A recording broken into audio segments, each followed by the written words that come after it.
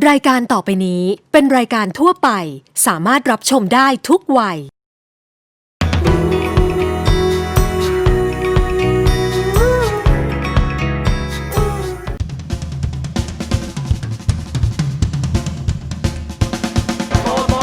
โตแล้วเป็นคนทุกที่โตแล้วเป็นคนทุกที่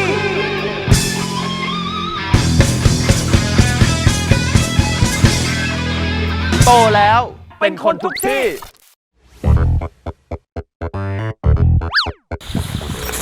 มอร์นิ่งทุกคนมอร์นิ่งเตือนเตือน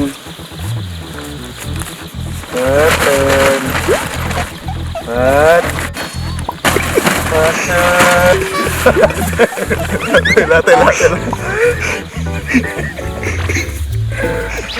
ยัง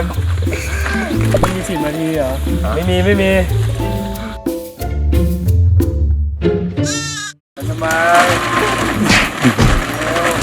เฮ้ยไม่อยู่ตกใจด้วยผมว่านะให้เขาไปตามทางของเขาก่อนดีกว่า มันจะเป็นเสียงเป็นอย่างนี้ทุกครั้งเดียวไหม ไม่ตอนเช้าเขาบอกผู้หญิงชอบใจเสียงถูกช่วงนี้ผมโกรธช่วงนี้ผมงั้นลงไปหาข้างล่างนะช่างในการสมายแล้ว ได้ครับ ไป ครับ จอนโตแล้วเป็นคนบ้านบางขอน ครับวันนี้แก๊งโตแล้วเนี่ยขอขึ้นดอยมาเรียนรู้วิถีกาแฟกันที่บ้านปางขอนจังหวัดเชียงรายนะครับสถานที่ที่ขอกาแฟหรือสายชิลเนี่ยต้องมาเพราะที่นี่เนี่ยอากาศเขาเย็นตลอดทั้งปีเลยล่ะครับซึ่งผู้คนที่อยู่ในหมู่บ้านนี้เนี่ยนะครับมี3ชาติพันธุ์ด้วยกันก็คืออาคาลาหูและเยานั่นเองครับซึ่งทุกเผ่าเขาก็จะประกอบอาชีพเกี่ยวกับกาแฟกันทั้งนั้นเลยเนี่ยบ้านปางขอนเนี่ยนะครับเขาโดดเด่นเรื่องการผลิตกาแฟพันธุ์อาราบิก้านะครับเป็นที่ยอมรับทั้งชาวไทยและชาวต่างชาติเลยล่ะเพราะปลูกสูงกว่าระดับน้ำทะเลมากกว่า 1,200 เมตรเลยล่ะครับโอ้โหและอย่างที่บอกนะครับว่ามีอากาศเย็นตลอดทั้งปีทำให้กาแฟของบ้านปางขอนเนี่ยโดดเด่นและก็ได้รับรางวัลจากการประกวดมามากมายเลยล่ะครับ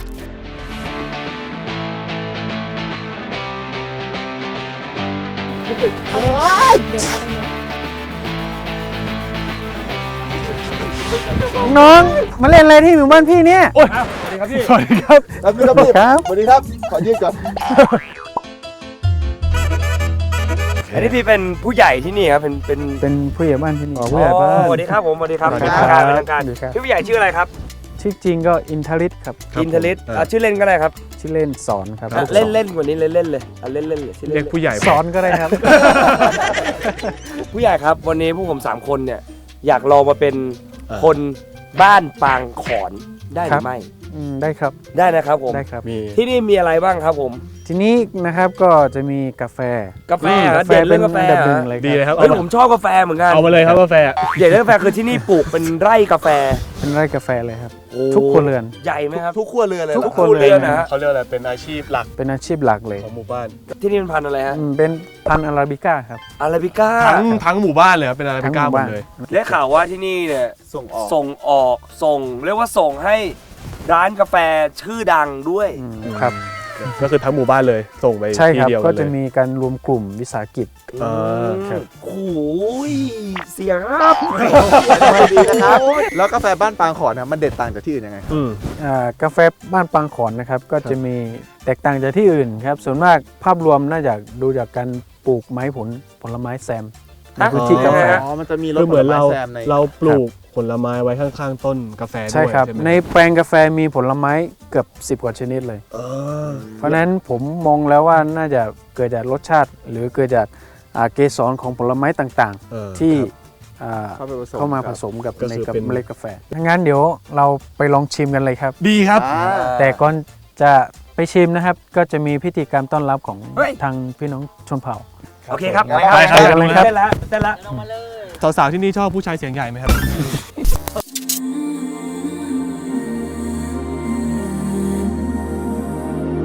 เธอเปรียบดังเสมือนดวงใจตามติดตรึงแนบชิดข้างกายหวังว่าจะ เป็นไร อะไร รู้สึกเป็นคนดีขึ้นมา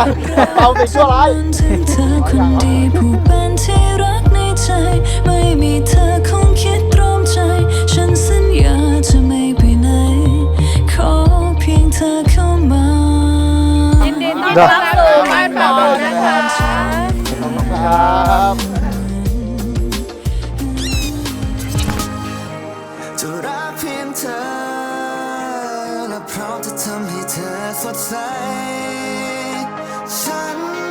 มั่นใจ เรามีอะไรที่เข้ากัน ก็คงจะมีแต่เธอที่รู้ใจกัน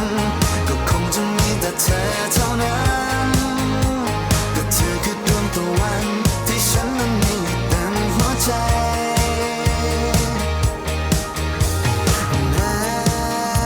ดินฟ้าจะเป็นอย่างไรก็ยังอยู่ เอาละครับเข้ามาสู่ช่วงของรายการกาแฟดีที่นี่ก็มีครับผม ครับผม เอาล่ะผู้ใหญ่ครับอันนี้คือกาแฟอะไรแล้วเรากำลังจะชิมอะไรอยู่ครับเนี่ย เป็น อันนี้คือ กาแฟดริฟครับ ครับผม เป็นกาแฟของบ้านปางของนี่แหละ ยังไม่ได้เท ขอบคุณ เป็น มา อาก ราบิก้า เป็นอาราบิก้าครับ ครับผมเดี๋ยวเรามาชิมกาแฟกันดีกว่าครับเดี๋ยวนะฮะ ว้า โอ้สีสวย โอ้ เรามาชิมกันหน่อย ล ฮะ องชิมดูครับ อันนี้คือเราต้องกินทีเดียวหมดเลยไหมครับ ไม่ให้แบบ จิบ สเปรย์เข้าไป ใช่ครับ โอเค ผมสเปรย์บ้าง อร่อยมากอ่ะ มันมีติดฟรุตตี้นิดนึงเหมือนกันป่ะ ใช่ ใช่ไหม กาแฟมันคือผลไม้ ผลไม้ ถูกไหมผู้ใหญ่ เดิมกาแฟก็เป็นผลไม้ชนิดหนึ่งนี่ ชนิดหนึ่ง ที่มีรสกรดเหมือนผลไม้ทั่วไป ก็อยู่ที่ว่าเราชอบแบบไหน ครับ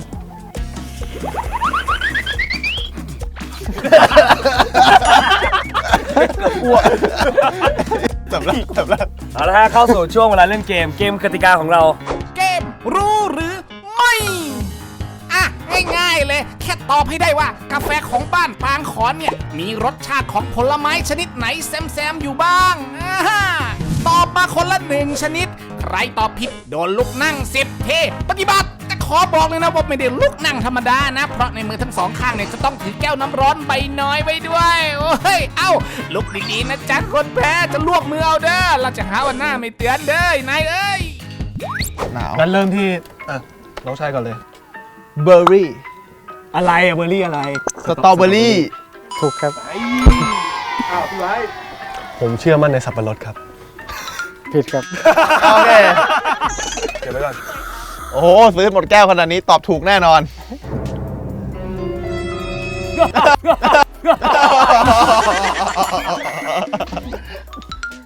เชอร์รี่ ถูกครับ นี่มาว่ะ มีอะไรอีกครับ เชื่อกูเถอะว่า มี การ 10 กว่าอย่างครับ ผมมั่นใจมากคำตอบนี้ ว่า มันสับปะหลัง ผิดครับ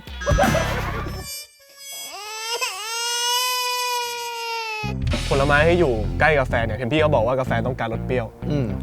มะนาวครับ ถูกครับ นี่ ส้ม ส้ม มีไหมมี มีบ้าง มีบ้างอ่ะ ถูกก็ได้ครับ ถูกก็ได้ ถูกก็ได้ ลำไย ผิดครับ ผมว่าน่าจะต้องมีแอปเปิล ถูกครับ ขอบคุณครับ แอปเปิลป่า แล้วทำไมทีอย่างนี้ เป็น เป็น แอ ต ป อบ เปิลธรร ถู ม ก ชาติครับหม่อนนะลูกหม่อนอาจจะมี ราสเบอร์รี่ ผมว่าลูกหม่อนน่าจะมีมันเบอร์รี่อะ เอากีวี ที่ผิดครับ โอเค เดี๋ยวโดนกันทั่วหน้า อะไรบ้างครับที่เรา เล่าให้ฟังหน่อยได้ไหม ราสเบอร์รี่ ก็มีโบย บ มี วย ท้อมี ลืมบวยได้ไงวะ นี่ นี่ครับ นี่ไงลูกหม่อนเนี่ยมันเบอร์รี่ ตะเกียเฟิร์สมองภาพไปเฟิร์สเห็นอันนี้ตั้งอยู่ แต่ ตอนแรกจะตอบแบล็คเบอร์รี่ด้วย แต่ไม่รู้จักเลยสักอย่าง มีชื่อไหม กินได้เลยนะครับ มีชื่อไหมครับ มีชื่อ อั อั นเนี้ย เป็นร้าน อันนี้ เบอ คือ ร์ อะไร รี่ มันเบอร์รี่อะ อันนี้มันเบอร์รี่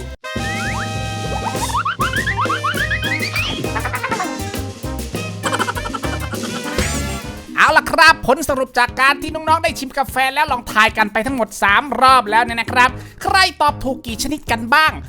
First ตอบถูก1ชนิด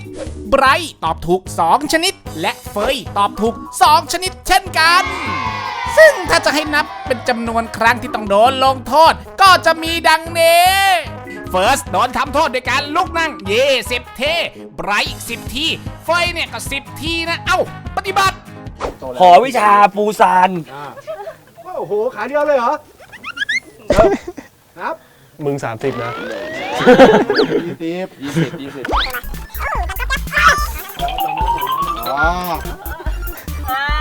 20การฝึกวิทยายุทธ์ใจต้องนิ่ง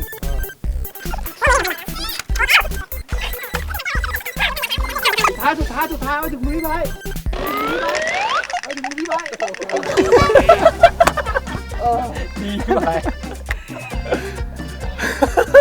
ออกกำลังกายยามเช้า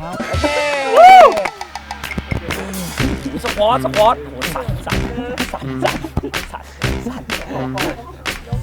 โอ้ใกล้นี่ไม่มองด้วยไอ้ยักษ์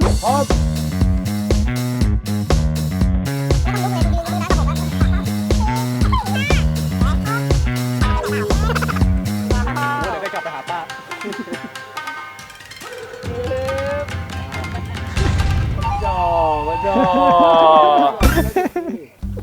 เอาละครับ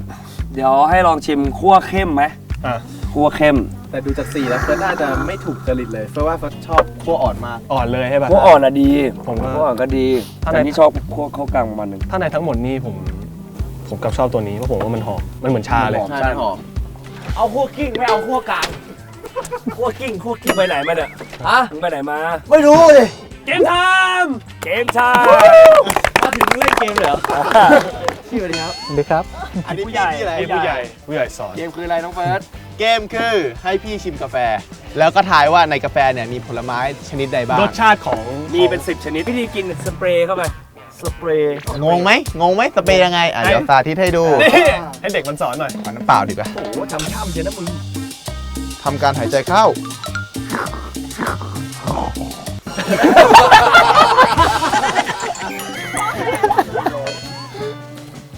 สเปรย์ด้วย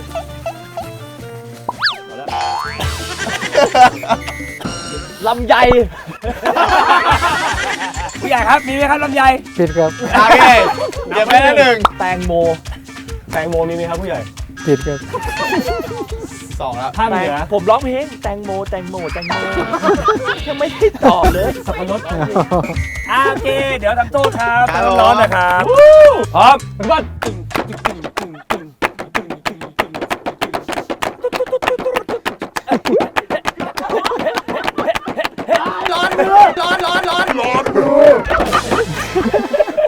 ครับหิวกันหรือยังครับ ครับผม เราไปทำลาบหมูออกใบกาแฟ ดีครับพี่ ไปเลยครับไป โตแล้วเป็นคนทุกที่โตแล้วเป็นคนทุกที่ สนับสนุนโดย AIS Play Play ทุกความบันเทิง Play ได้ทุกเครือข่าย ครับผมวันนี้นะครับเราจะมาทำใบกาแฟห่อหมกครับ พออะไรครับวันนี้เรามาทำอะไรครับแม่ ลาบหมูห่อใบกาแฟค่ะ ลาบหมูห่อใบกาแฟ แม่ครับแล้ววัตถุดิบเรามีอะไรบ้างครับตรงนี้ มี จบแล้วเห็นไหม มีหอมชูนะคะ หอมชู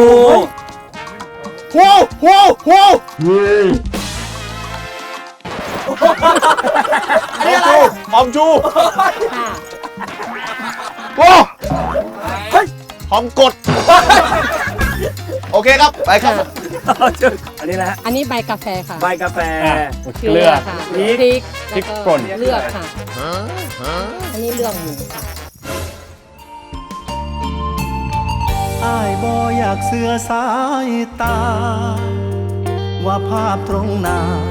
สิเป็นความจริง วิธีทำเริ่มต้น พอเราเตรียมเสร็จแล้วเนี่ยพออันนี้วัตถุดิบเสร็จเรียบร้อยเราเริ่มยังไงต่อครับ เริ่มผสมเลยค่ะ ผสม เกลือใส่พริก ใส่เกลือคุณแม่ เลือก คุณแม่ช่วยสอนให้ดูหน่อยครับ ของชอบเฟ้ย ทิ้งให้ดูนะฮะ เกลือ ครับผม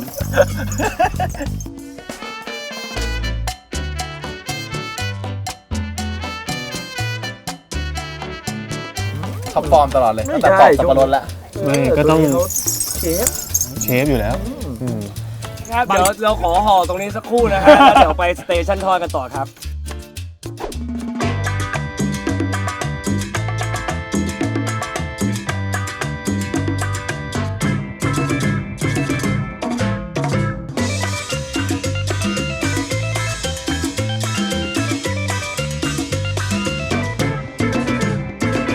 อันนี้คือเอามือหยิบใส่ได้เลยใช่ไหมครับ ใช่ค่ะ ขั้นตอนวิธีการทอด แต่มันต้องให้น้ำมันร้อนก่อนเลยใช่ไหมครับ อันนี้ร้อ ใช่ น ค่ะ อันนี้ร้อนแล้วค่ะได้ที่แล้วก็เราก็ใส่ลงไป ลองดู ไม่รอเลย โอ้ยไว้ เบาๆค่ะ เบาค่อยๆหยอดค่อยๆหยอด จีบได้นะครับทำอาหารเป็นครับ จีบได้นะครับ ช่วยทำอาหารได้ คือมืออะพอมงบอกจีบได้ทำอาหารเป็นเนี่ยโอ้ยกรีดกราร์ดกันเป็นเราสองคนไม่เห็นจะจีบบ้าง จีบได้ซื้ออาหารให้ ง่ายกว่าสายเปย์เราทำอะไรได้บ้าง จีบได้ยังโสดครับ แต่เสียงใหญ่นะ เสียงใหญ่ด้วยเหรอเสียงทุ้มด้วยเหรอ ลุงครับ เอาละฮะเดี๋ยวเราทอด ใช่ เดี๋ยวเราทอดให้เรียบร้อยนะครับแล้วเดี๋ยวเราได้ ไปนั่งกินกัน สเตชันนั่งกินอยู่ตรงนู้นนะครับเดี๋ยวเราไปนั่งชิมกันตรงนั้นจะมีอาหารอีกหลายอย่างเป็น ครั อา บ หา ผ ร ม เมือง เยี่ยม นะครับ เลย ก็เดี๋ยวเราไปนั่งชิมกันตรงนู้นไปครับไปครับตรงนั้นมีข้าวสวยให้กินด้วย เยี่ยม เยี่ยมครับ แต่ทอดก่อนเดี๋ยวไปครับ ขอบคุณครับ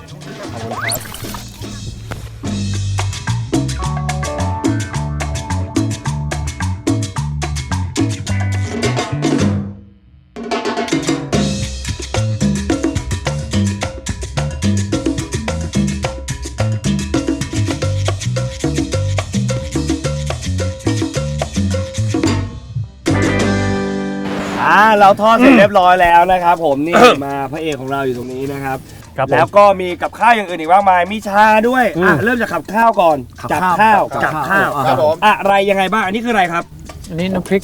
ถั่วดินครับ น้ำพริกถั่วดิน ถั่วดิน น้ำพริกถั่วดิน ถั่วดิน ไม่เคยกินเลยแต่ผมเดามันต้องมีรส ถั่ว ชา ลิ ติ ส ให ง ม่ นะครับ ถั่วลิสง แล้วคำว่าดินนี่มาจากอะไรอะครับ ก็ปลูกในดิน โอ้ลึกซึ้งครับขอบคุณครับ อันนี้น้ำแกงอันนี้อะไรฮะ ต้มจืด ต้มจืด ยอดถั่วลันเตา ยอดถั่วลันเตาว้าวซาวกู๊ดมาก ชิมเลยเหรอ เคยกินอันนี้เป็นอะไรฮะ อันนี้หมูลมควัน หมูลมควันอันนี้อะไรครับ อันนี้ผักยอดมะระ ยอดมะระ ยอดมะระ โอเคครับ ลาเต้ อันนี้เรามีชาด้วยชาอะไรครับผู้ใหญ่ครับ เป็นชาร้อน มีชา2อย่างครับ ครับ อันตัวแรก ชาดอกกาแฟ ชาดอกกาแฟ แล้วก็ชาเปลือกกาแฟ ชาเปลือกกาแฟกาแฟนี่ใช้ได้ทั้งต้นเลยใช่ไหมครับ ใบทำอาหาร ใบทำอาหาร ครับ ดอกทำ ดอก ชาเปลือก ก็ ทำชา เปลือกทำชา เม็ดมันเอาไปกิน เอาไปทำกาแฟ โอ้โห ทำกาแฟ น่าไปปลูกที่บ้านเหมือนกันนะ ต้นเอามาทำเป็นฟืนครับ ว้าว เฮ้ย ก็คือไม่เหลืออะไรเลย ไม่เหลืออะไรเลย ใช้ได้หมดเลยอ่ะ เยี่ยม เปลือกกาแฟบางคนก็จะไปทำปุ๋ย ทำปุ๋ยก็ ก็ ได้ ได้ อีก ทุก ก็ ส่วน ดี ของกาแฟก็ เอาไปทำได้หมดเลย คือมี มีประโยชน์ ต้นหนึ่งเนี่ยมีประโยชน์กับไอ้เฟิร์สอีกนะ กูพูดไปแล้วนะ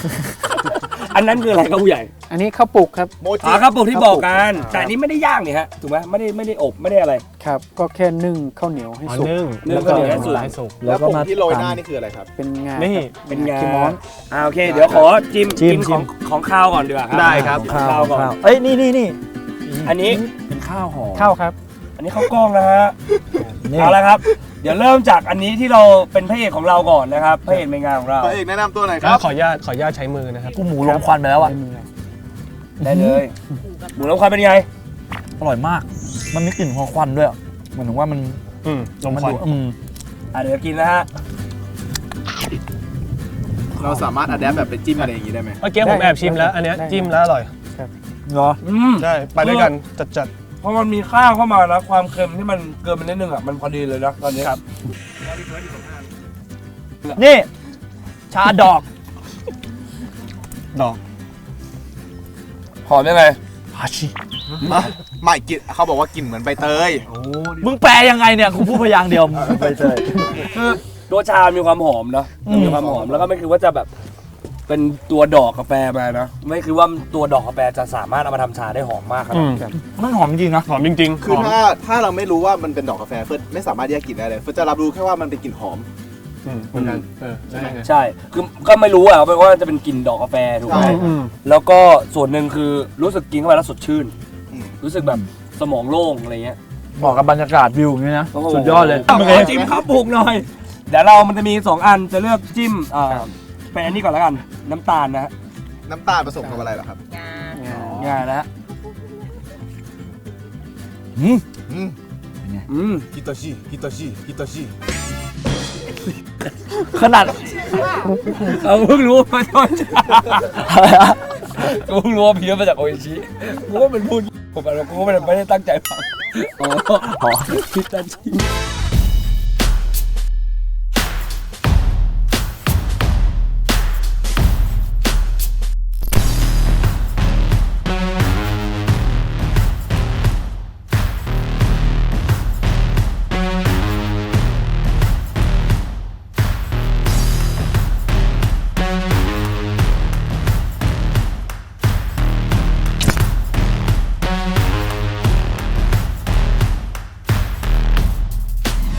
โอเคครับ อันชอบอันไหนสุดอ่ะให้เลือก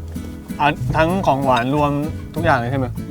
เลือกยากมากเลยอ่ะ เลือกเก็บกลับบ้านได้1 อย่าง ชาดอก เนาะ โอ้ ไม่แต่บ้านมันชอบอะไรหอม ครับ การสบายชอบอะไร ๆให้อันนี้เหรอเอาหมูควัน หมูควันเปิดกินอยู่เนี่ย เฟิร์สชอบน้ำพริกถั่วดิบ แต่ถ้าอาหารผมเอาน้ำพริกเหมือนกัน เพราะว่ามันสามารถเอากลับไปกินกับอะไรได้หลายอย่างเป็นคนมองการไกลครับผมเป็นคนค่อนข้างเกือบจะมีอนาคต ให้คนอื่นพูด เกือบจะมีอนาคต ถ้าเป็นมึงอ่ะเฟยมึงเอาอะไรกลับ เอาแก้วกลับแม่ที่บ้านชอบทำแตกบ้าเหรอ แล้วถ้าเป็นพี่เอาอะไรกลับครับ ผมจะเอาน้องๆกลับดีไหม อ่ะผมถ้าเป็นผมเนี่ยผมว่าจริงผมชอบตัวไอ้ใบนี้ ใบอะไรแล้วลาบห่อ ลาบห่อ ใบกาแฟ ลาบหมูห่อใบ ลาบ กาแฟ หมูห่อใบกาแฟชอบมาก ถึงแม้ว่าผมจะใส่ความเค็มลงไปเยอะไปหน่อย แต่ว่าผมชอบนะครับผม อร่อย ดีนะฮะ โอเคครับ กินข้าวมีแรงกันแล้ว เราจะเข้าสวน เข้าสวนแล้วเหรอ เข้าสวน ขอนอนก่อน โอ้ ได้ไหมครั ง่วงพอดีเลย ไม่ค่อยมีแรงเลยครับ งั้นกินก่อนก็ได้ครับ อ๋อ กินก่อน งั้นเดี๋ยวกินก่อน กินให้อิ่ม กินให้อิ่มแล้วเดี๋ยวเข้าสวนไปเข้าสวนเว้ย มือเค็มตาเลยเอาย่อ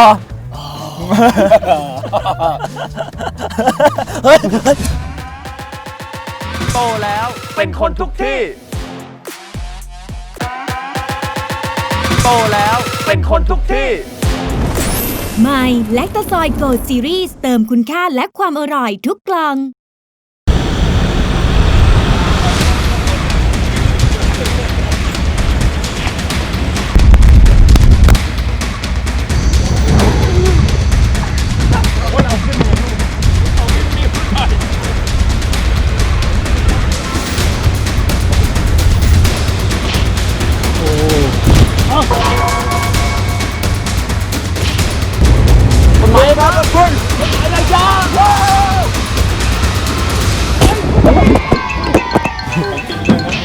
แป๊บนึงเดี๋ยว ลงไปเลยจะก้าวคุณเลย จัดบนหลังคารถให้ดี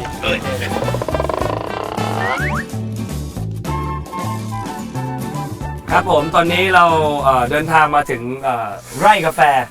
ซึ่งใช้เวลาในการเดินทางเมื่อกี้ประมาณกี่นาทีนะ ครึ่งชั่วโมง ครึ่งชั่วโมง 2 วันครึ่ง นัดกันไหม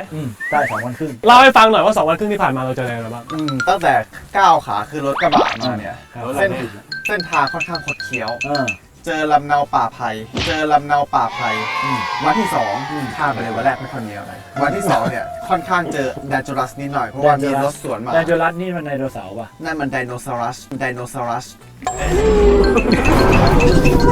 เขาเรียกไดโนเสาร์ไดโนเสาร์ ไปเฟิร์สไปต่อให้จบเอาให้จบ วันที่2เนี่ยพอเราเจอไดโนเสารัสเสร็จเนี่ยเราก็ขับรถสวนขึ้นมา พอขับรถสวนขึ้นมาเสร็จก็ไม่มีอะไรมาก เราก็ขึ้นมาถึงไร่กาแฟแห่งนี้ครับผม เก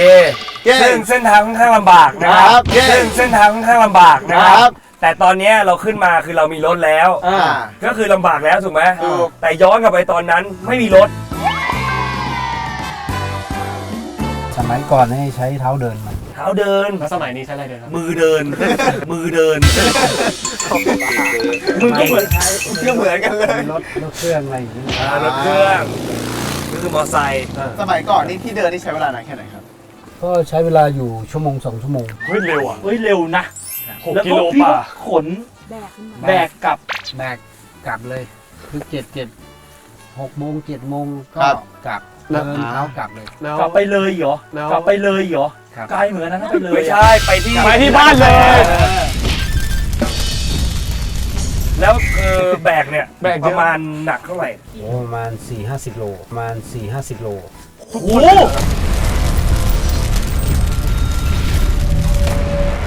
อีกอันหนึ่งคือได้ยินว่าที่นี่ไม่ค่อยมีแดดและหนาวมากตลอดเวลาแปลว่าการตากเนี่ยมันจะยากลำบากกว่า ครับเวลาทำกาแฟเนี่ยหน้าทำกาแฟเนี่ยปังขอนเนี่ยไม่ค่อยมีแดด ครับ วันหนึ่งก็มี3 ฤดู วันหนึ่ง วันหนึ่ง มีฝน ฝนหนาว หนาว ร้อนอะไรเงี้ย ครบแล้ว บางวันไม่มีร้อนด้วย ใช่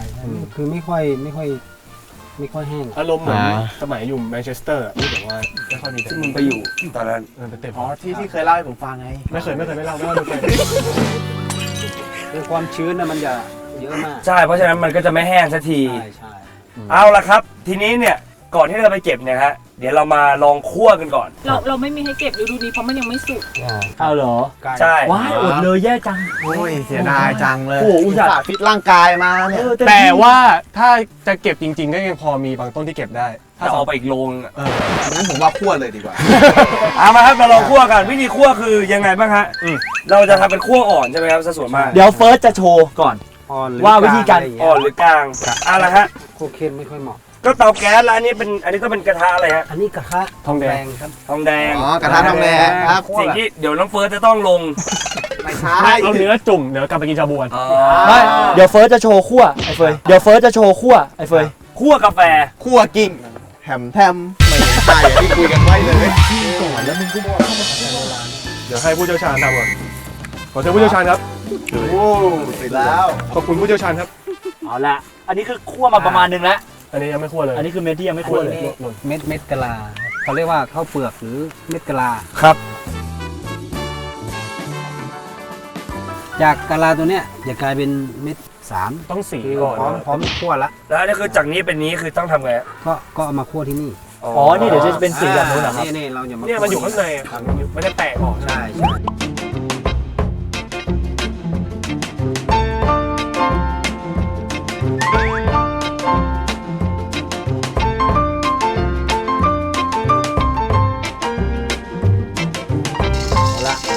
คั่วต่อคั่ว ค่อยๆคนไปนะครับ คั่วต่อ เนี่ย มาแล้วควันมาแล้วเริ่มแล้วป๊อกแล้วกาแฟเลยอ่ะ ปกติผมจะเป็นคนรับบทนี้ คือถ้าคนคั่วอารมณ์ไม่ดีที่ไม่ได้เลยไอ้เฟยคั่วโอ้โหอารมณ์ไม่ดีมันไม่อร่อยเฟยมันจะแค่อารมณ์ดีนะอารมณ์ดีคั่ว คั่วออกมา คั่วแบบคนมีความรัก แล้ว ได้นะผมว่าได้แล้วใช่ไหม ได้แล้วครับ เย้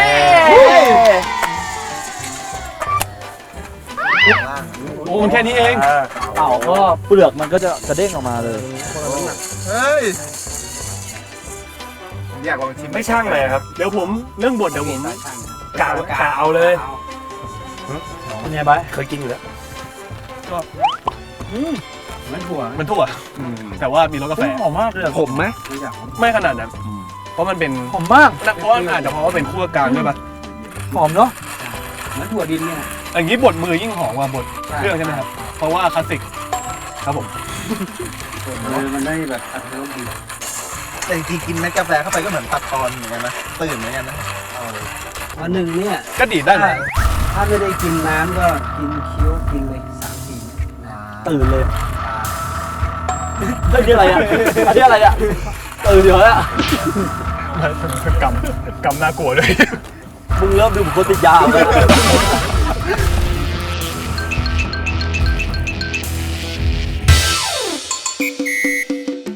กาแฟเนี่ยชงได้หลายวิธีมาก คือมันคั่วกันแล้วบอกว่าน้ำอยู่ข้างล่างอะไรอยู่ตรงกลาง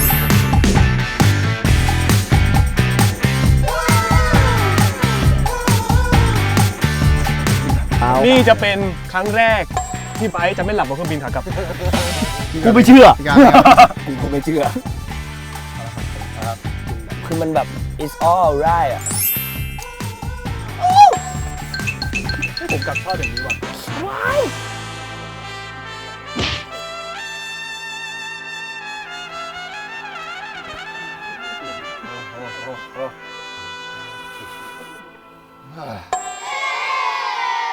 ไม่รู้ว่าเกี่ยวกับคั่วสดไหมแต่ผมรู้สึกว่ามันรสชาติมันเข้มกว่าแล้วมันก็หอมกว่าไอ้เจ้า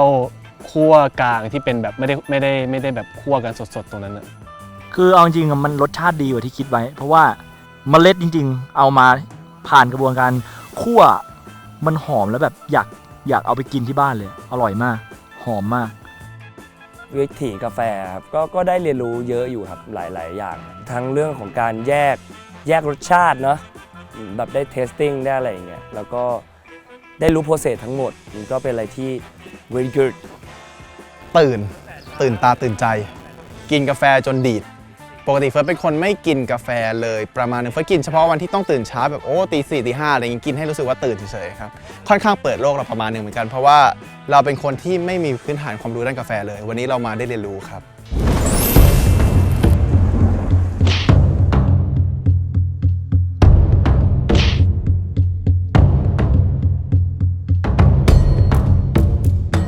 เกมเก็บใบกาแฟเราจะแข่งกันแบบเดียวๆนะมีเวลาให้3นาทีต้องไปเก็บใบกาแฟที่สามารถนำไปทำเมนูลาบหมูห่อใบกาแฟได้มีโอกาสเก็บมาแค่10ใบเท่านั้นถ้าเก็บมาผิดแก่ไปหรืออ่อนไปเนี่ยก็จะโดนหักคะแนนตามจำนวนที่ผิดนะใครถูกเยอะที่สุดเนี่ยจะไม่โดนทำโทษเอาสิเอาละครับผมช่วงนี้นะครับก็เป็นช่วงเกมไทม์ครับเราไปเริ่มเล่นเกมกันดีกว่าครับทุกคนแยกย้ายได้ครับขอให้ทุกคนโชคดีกับการหาใบกาแฟนะครับผมเอาไป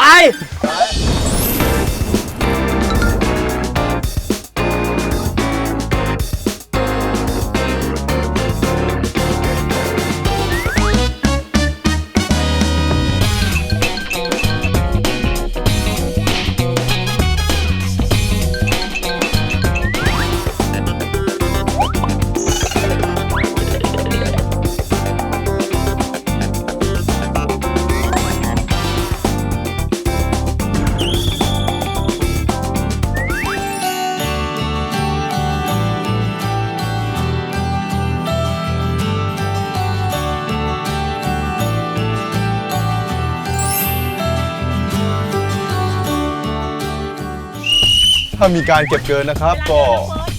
ไม่เป็นไรครับผมจะชาได้พาเรียมงามอันนี้แก่ รู้ได้ไง แข็งหยาบ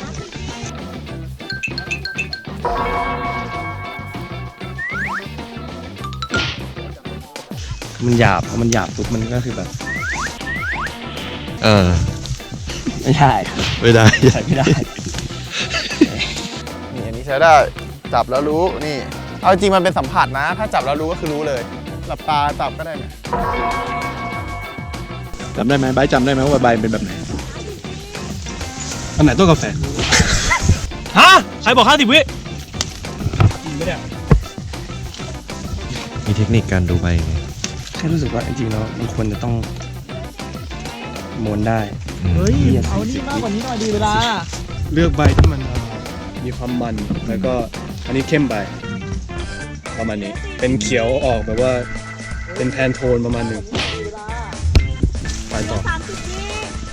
ไม่เลือกแล้วเวลาจะหมดแล้วเฮ้ยเอานี่มากกว่านี้หน่อยดีเวลาเพิ่มให้ทีมดิ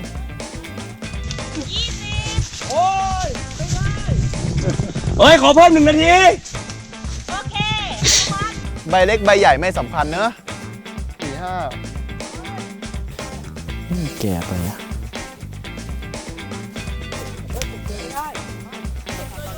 เก็บเงินลงทำคะแนน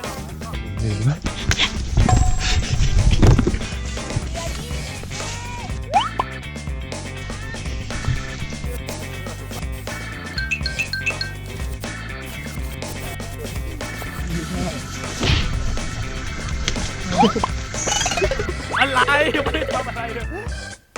วงการนี้อยู่ยากหมดเช้าตรงตามระเบียบพัก ตามมึงด้วย เรียนเชิญท่านผู้ใหญ่ครับเข้ามาตรวจใบกาแฟของพวกเราครับ โอ้ยเรียบอ้าว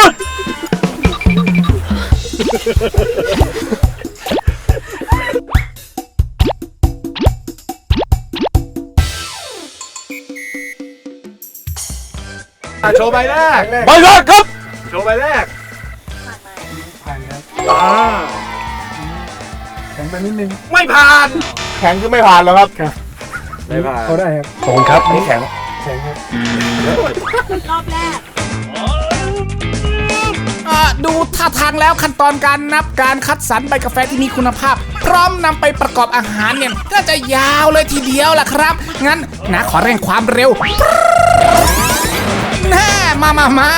เรียกคนที่แพ้ไปในเกมเก็บใบกาแฟครั้งนี้ก็คือน้องเฟิร์สยังไงล่ะฮ่าซึ่งคนที่แพ้เนี่ยนะครับจะต้องกินใบกาแฟของตัวเองที่ไม่ผ่านเกณฑ์แบบสดๆให้หมดจดกันไปเลย มึงลุ้นไหมว่าไอ้ที่จะอ้วกหรือไม่อ้วก กูยังเหม็นเขียวเลย ผมว่ารสชาติเหมือนกัน นาว่านะ ตามสว่างทั้งคืนแน่นอน โคตรเนาะกึบไม่กล้าจริงๆน้ำเปล่าเป็นยังไงกึบได้มึงต้องข้ามเขาเรียกว่าน้ำตาจะไหลลูกผู้ชายก้าวข้ามผ่านไป มึงมันเป็นที่ที่มึงจะได้โชว์ความแมน นั่นน่ะดูทำหน้าทำตาสงสารนั่นว่าจะไหวไหมเนี่ย กินเหมือนยากินเหมือนยา ไหวไหมน้องเฟิร์สขมแทนเลยอ่ะเอาละหลังจากที่ทำโทษเป็นที่เรียบร้อยแล้วงั้นนะขอให้เจ้าเฟิร์สเนี่ยได้ไปพักร่างสักแป๊บนะครับเดี๋ยวกลับมาเจอกันต่อช่วงหน้ากับสถานที่ถัดไปบอกเลยว่าสนุกแน่แม่จ๋า ใหม่แลคตาซอยโกลด์ซีรีส์เติมคุณค่าและความอร่อยทุกกล่อง โตแล้วเป็นคนทุกที่โตแล้วเป็นคนทุกที่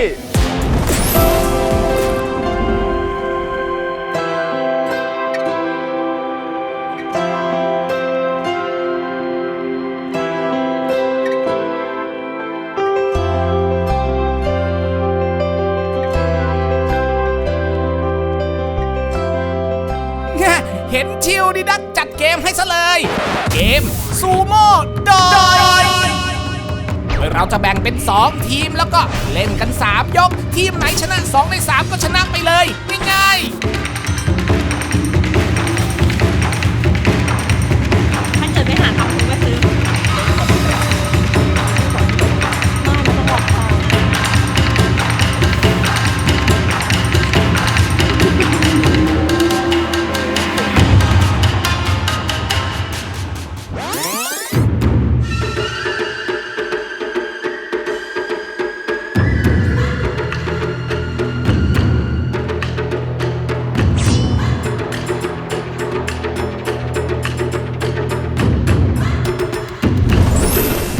ผมบอกได้เลย กูเก่งกว่ามึง เสียงใหญ่ครับ เราทีมเดียวกัน ไม่ได้รวมทีมกันมานานนับปี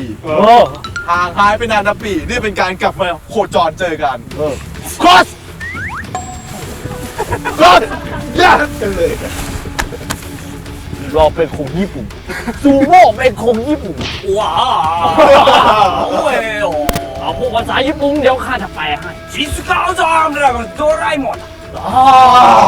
แปลว่า โอ้ไม่ได้คิดมาเสือคู่เฮ้ยดูได้คู่มันมีฟ้ารวมพลังหน่อยฟิวจ้า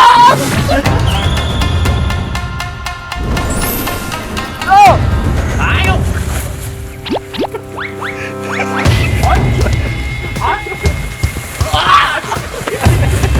ข้ายืนยันไอ้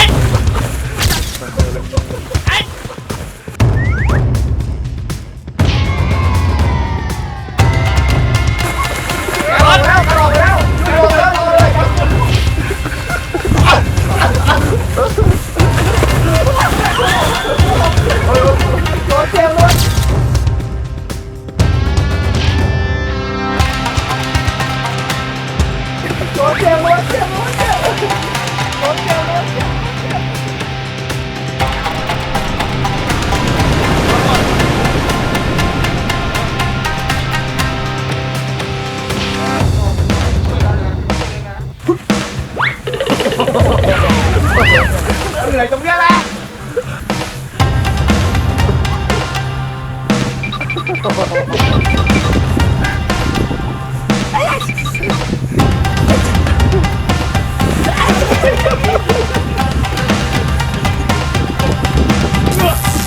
เมื่อใช้เทคนิคไม่ได้สู้ด้วยกำลัง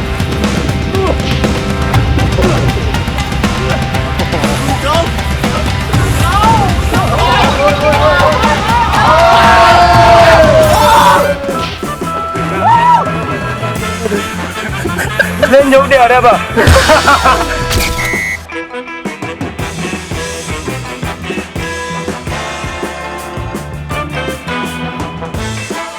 กูบอกว่ากูเล่นกันขำๆกูไม่ทันตั้งตัวไอ้มาตุ้ม มวยปั้มย่อมมีรอบแก้ตัวแต่จะมีจริงๆเหรอ มีแล้วเหนื่อยนะ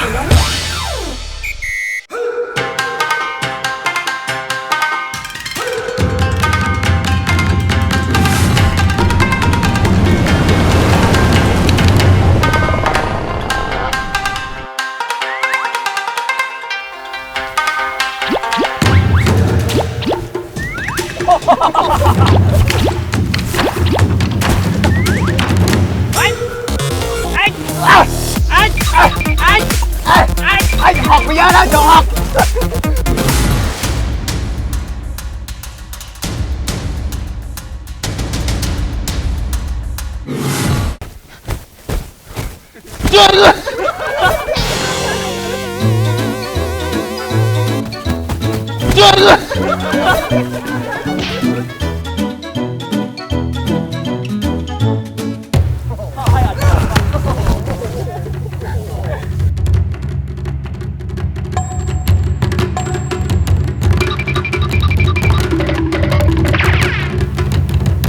ประกาศครบ โอ๊ย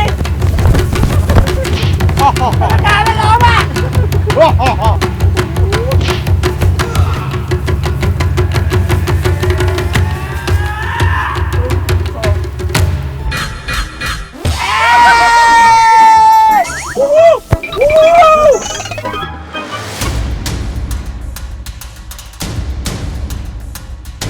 ไม่ต้องถึงมือพี่ชาย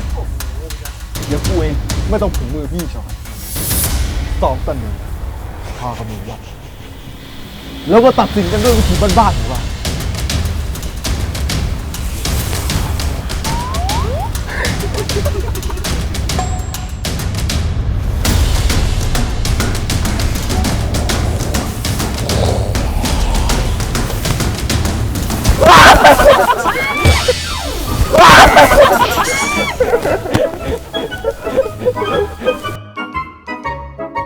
ยังไม่เริ่มเกมเมื่อกี้เราวิทยายุทธขอฟื้นฟูร่างกาย เริ่มแล้ว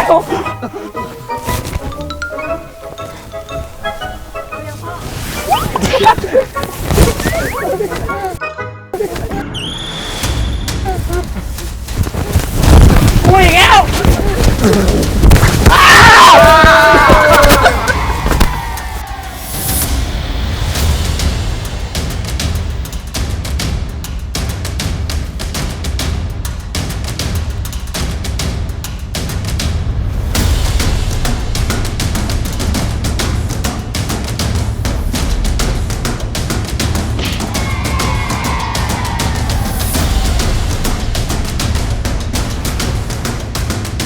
บอกแล้วว่าถ้าไม่ตายข้ามันเด็ด มึงไม่ได้ทำอะไรเลย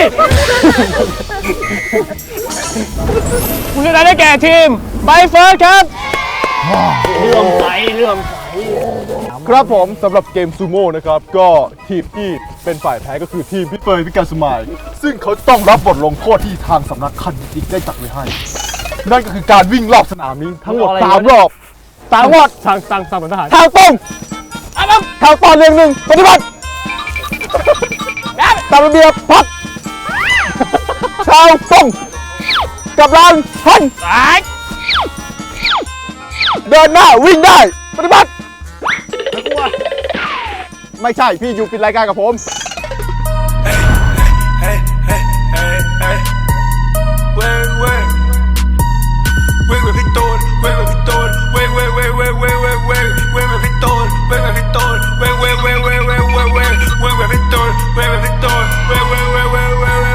เวลาตำรวจมากูวิ่งแบบพี่ตูน ครับผมสำหรับรายการโตแล้ววันนี้นะครับก็สิ้นสุดเป็นที่เรียบร้อยแล้ว เราจะเกิดเทปนี้ไม่ได้เลยถ้าปราศจากผู้สนับสนุนใจดีครับ ขอบคุณที่พักสวยๆนะครับอากาศดีบรรยากาศเงียบสงบเตียงนิ่มห้องน้ำสะอาดครับผม มีอะไรไหม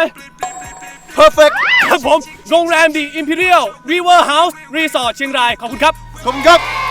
และท่านสุดท้ายนะครับขอขอบคุณสายการบินนกแอร์ครับที่ประทานที่นั่งถึงที่ให้เราถึงเชียงรายครับขอบคุณมากครับ ขอบคุณครับครับผมสำหรับสัปดาห์หน้าแก๊งเราจะไปที่ไหนจะไปทำอะไรติดตามได้ทาง GMM 25 วันเสาร์ 10 โมงเช้าทางช่อง GMM 25 ครับสำหรับวันนี้นะครับลาไปก่อนขอบคุณครับ ของดงของดีกูตรงนี้อยู่ในตีนกูมีทรงที่มันกลายเป็นอันนั้นอันวายไปดิ้งดิ้งดิ้งดองรีเซ็ตแล้วไปเข้าฟิตเนสตั้งเน็ตตีปิงปอง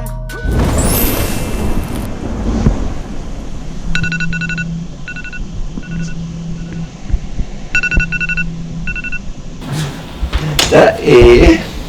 โอ้โห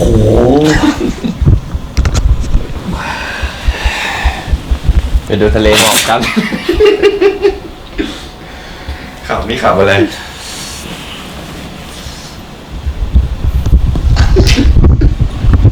แต่งตัวอะไรเลย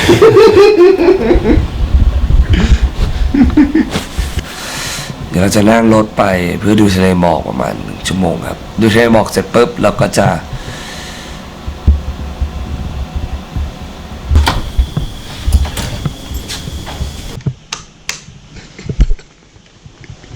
ตี